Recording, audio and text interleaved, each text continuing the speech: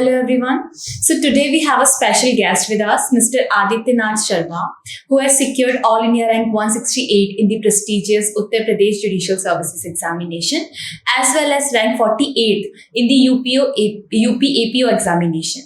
So firstly, I would like to thank you, Aditya, for coming here and sparing your time for us. And it would be wonderful. You would be sharing your insights with us. And also, I would once again congratulate you on your success. Now, I would like to welcome you once again on the behalf of my whole team.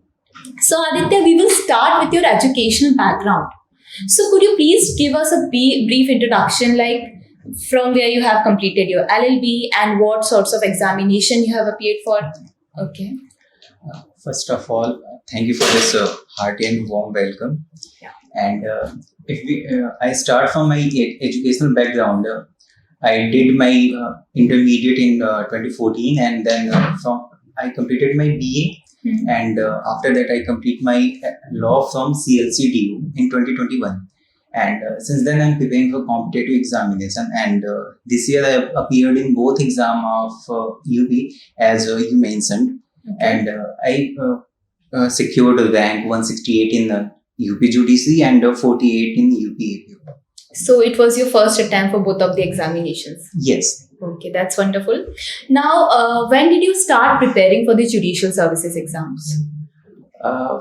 When I was in second year of my college, I started preparing for my examination, especially for the UP, because one of the main reason is like UP is my hometown. So I started for UP only. Okay, so what is your advice, and in your opinion, what is the right time for the aspirants to start preparing for the judicial services examination? Ma'am, I think college time is the best to start preparing for judicial examination. As we first year of our college mostly expand on understanding the things, Right. Law papers and other. And when we appear in our third or fourth semester, I think this is the best time to start our home state and other allied states examinations. जी, तो जैसा कि आपने बताया कि आप second year से ही तैयारी कर रहे थे, तो how did you manage your academics and the judicial services preparation? Like कि बहुत हैक्टिक हो जाता है, हमारी फैकल्टी में भी as you know classes strict होती है, अटेंडेंस का भी काफ़ी इशू होता है. So what was your strategy for the same? Syllabus is the key point of my whole journey. First of all, I sort out the syllabus of the targeting state. As I mentioned, I appeared for the UP. Yes. That was my main target. But along with that, I also appeared in Rajasthan and Haryana. So the syllabus is the key point. First of all, we should go through the whole syllabus, and because of that, we understand the demand of the particular exam. So what I did, I start learning syllabus line by line, cover by cover, and then I compare with my syllabus of course LLB degree. So some topics overlap.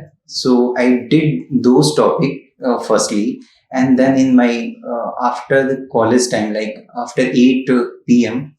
to 12 p.m. I read according to my syllabus of judicial examination. Okay. So this was my whole journey, and today I'm here because of that only.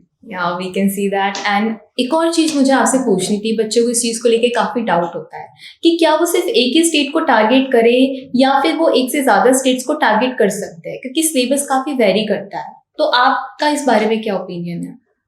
Ma'am, I think जो हमारा home state है वो हमारा generally हम सबका main होता है. Right. तो हमें उसे अपने सेंटर में रखना है, और उसके अलॉन्ग विथ हमें क्या करना है कि जो भी स्टेट्स ज्यादा जिनका सिलेबस ओवरलैप हो रहा है हमारे होम स्टेट से, हम उनको टारगेट कर सकते हैं. तो मेरे केस में क्या था कि मैंने यूपी मेरा होम स्टेट है, मैंने बिहार, उत्तराखंड, राजस्थान भी एक हिंदी स्टेट है, हरियाणा भी एक हिंदी स्टेट है. तो ये सारी चीजें मैंने देखा, फिर मैंने डिसाइड किया कि मुझे किन किन एग्जाम में अपीयर होना है. लेकिन इस पूरी प्रोसेस में मेरा होम स्टेट मेरे सेंटर में था. राइट. मैंने उसको कभी अलग नहीं किया. बाकी जो भी एग्जाम आते गए, लाइक मैंने अभी मेंशन किया था कि मैंने राजस्थान भी और हरियाणा ये दोनों दिए हैं, तो ये मेरी स्ट्रेटेजी थी. तो मुझे लग रहा है अपना होम स्टेट हम अगर एक कोई स्टेट सेंटर में लेके चलते हैं और अलाइड स्टेट को हम टैकल कर सकते हैं. Okay, now the most awaited question for you, जो कि सभी जानना चाहते हैं कि आपकी स्ट्रैटेजी क्या रही तीनों स्टेजेस को लेकर, क्योंकि ऐसा बोला जाता है कि मेंस के लिए भी आपको शुरुआत में ही तैयारी शुरू कर देनी चाहिए. So what had been your strategy?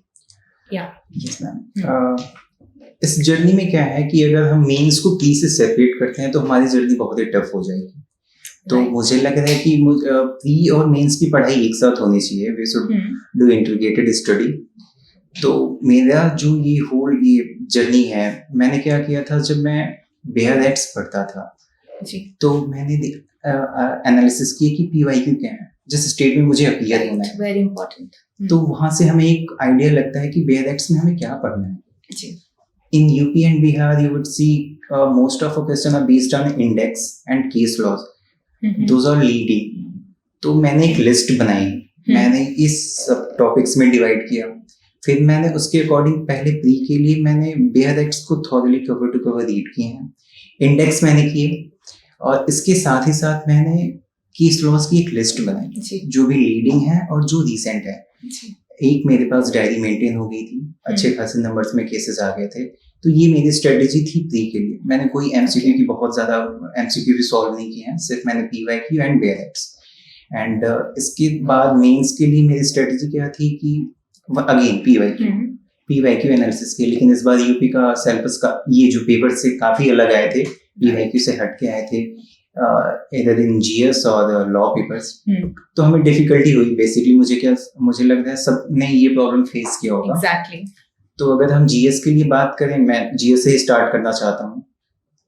GS के लिए जनरली लूसेंट की बुक होती है जो जनरली सब लोग करते हैं जी. तो वो अगर स्टूडेंट लूसेंट के साथ जा रहे हैं तो आई वुड से कि एक हिंदी की एडिशन आती है जी. Hindi edition is better. And if you are going with English, just go for Ghatna Chakra GKA, जी. The name GKA. तो ये बुक काफी हेल्पफुल हो जाती है. और इसके बाद मैंने एमसीक्यू सॉल्व किए थे, हिस्ट्री, ज्योग्राफी एंड ये हिस्ट्री के 3, एंशिएंट, मेडिवल एंड मॉडर्न, ये मैंने यहाँ से किया था. फिर science play a very important role in the UP and Bihar. तो मैंने एमसीक्यू यहाँ से लगाए थे. करंट अफेयर के लिए मैंने अगेन घटना चक्र, क्योंकि अभी जो यूपी में मेंस में जो जीएस का पेपर था वो करंट अफेयर बेस्ड था. तो जो छोटे छोटे टॉपिक्स होते हैं like full forms and name of author and etcetera, तो ये तो हो जाना है, सबसे हो जाता है. और इस बार ड्रास्टिक चेंज क्या था यूपी में कि there was 9 minor acts also. Absolutely. तो वो भी बड़ा इंपॉर्टेंट रोल प्ले किए. अगर वो हमने किए हैं तो हमारी जर्नी थोड़ी सी इजी हो जाएगी मेंस का GS. And again Rajasthan help me a lot, क्योंकि राजस्थान के लिए मैंने पॉक्सो वगैरह किया था. तो उसका बेनिफिट मुझे यहाँ पे मिला. फिर लॉ के लिए आते हैं, तो लॉ के लिए मैंने स्टैंडर्ड बुक को रीड किया, वहां से अपने शॉर्ट नोट्स बनाए. मैंने एक मास्टर नोट भी बनाया था जो मैं उसी को रिवाइज करता हूँ. मैंने एक बार अगर थिंक सीआरपीसी के लिए केलकत पढ़ी है, 1-2 बार मैंने रीडिंग की है, तीसरी बार मुझे पढ़नी है तो मैंने अपने मास्टर नोट्स पढ़े. मैंने केलकर की बुक नहीं पढ़ी. फिर वहां से मैंने एक शॉर्ट नोट्स बनाए, क्योंकि जो मास्टर नोट था अराउंड 200+ पेजेस का था. तो और मेरे शॉर्ट नोट्स वही चीजें कंसाइज होके 22 या 30 पेजेस के अराउंड में हो गए थे. तो इससे हमारा क्या होता है कि हम मेंस के टाइम पे रिवीजन बड़े अच्छे से कर लेते हैं. यूपी में क्या है कि कई सारे सब्जेक्ट्स हैं एक ही में, टॉट्स हैं, फिर आपको एसआरए मिलेगा, फिर कॉन्ट्रैक्ट है, ये सारी चीजें हैं. तो अगर आपके पास नोट्स नहीं है अपने तो फिर बड़ा टफ होता है रिवीजन करना. तो मैंने यहाँ से मेंस को ऐसे प्रिपेयर किया था. अब एक प्रॉब्लम हम क्या फेस करते हैं कि हमें लिखना कैसे है, what should be an ideal structure. तो as like introduction, body and conclusion part. लेकिन मुझे क्या लगा कि मैंने अलग क्या किया है. मैंने इंट्रोडक्शन में suppose there was a question on the DT, dying declaration. So I started with the range of a section, in which part it is given, act, and the simple meaning, what is the DD. And we are aware about the maxim of which is related with the DD. Right. So आप maxim लिखिए, maxim को explain कीजिए, ये आपका introduction में होना चाहिए. और the second thing I used to write in every paper, that was object and the policy. In each and every question I wrote what is the object and the policy behind this law. And after that, I jumped to the body portion where I mentioned the section, legal Mhm. provision, and I explained that, and supported by the recent and leading both case laws. And after that, I wrote in conclusion in 3 or 4 lines. Mhm. तो I think ये उन question के लिए helpful होंगे जो आपके theoretical हैं. All right. Sometimes we face the problem based question. Mhm. So for that, what I did, I framed the issue firstly. What is the issue behind in given problem, Mhm. and then there was a issue, application of the law, Mhm. and if I remember any case on that issue, so I mentioned that also. Okay. After that, I used the heading, especially a heading conclusion, and I write the what would be the correct answer. Okay. So ये मेरी strategy illustration based problem पे थी और the theoretical based पे थी. तो ये दोनों चीजें अगर हम स्टार्ट से कर रहे हैं, बाई डे वन से कर रहे हैं, तो काफी आसान होगा हमारे लिए.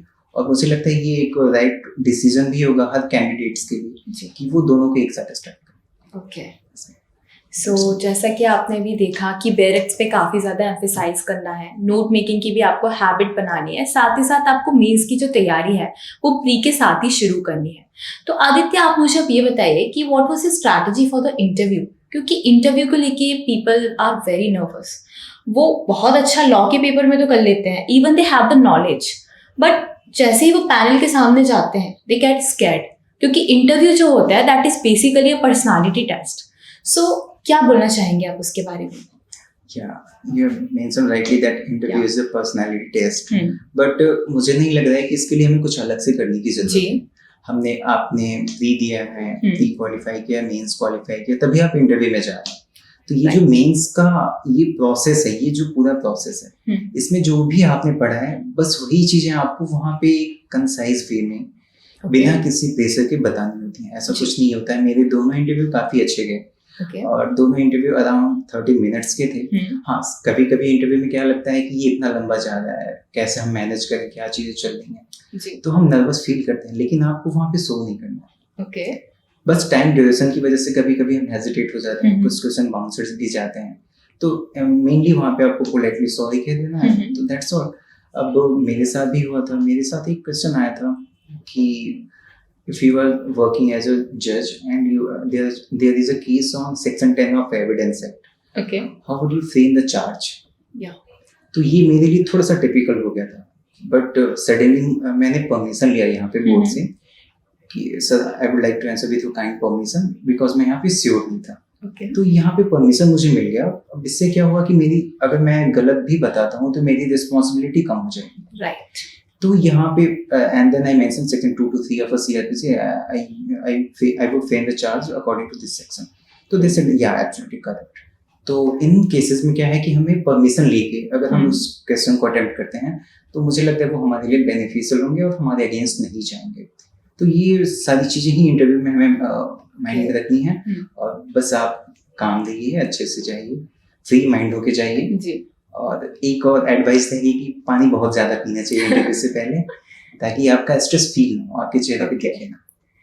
So guys, you have to keep yourself hydrated before going for an interview, and apart from that आपको अपना knowledge up to date तो रखना ही है.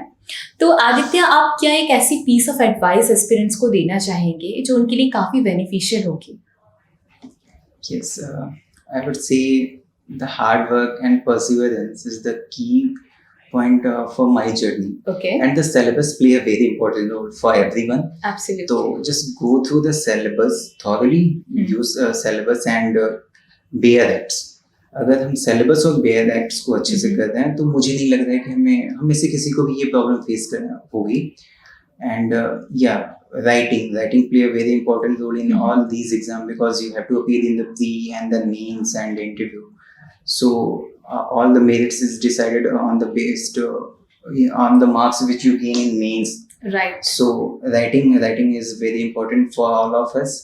So at least 5 to 6 hours is the okay time to write every day if you know that you are going to write the mains. So this is the point. Right, क्योंकि काफी सारा weightage होता है mains का basically. Okay Aditya, तो with this we will conclude our interview. Thank you so much for your time and I wish you so much success ahead in your life. Thank you. Good luck.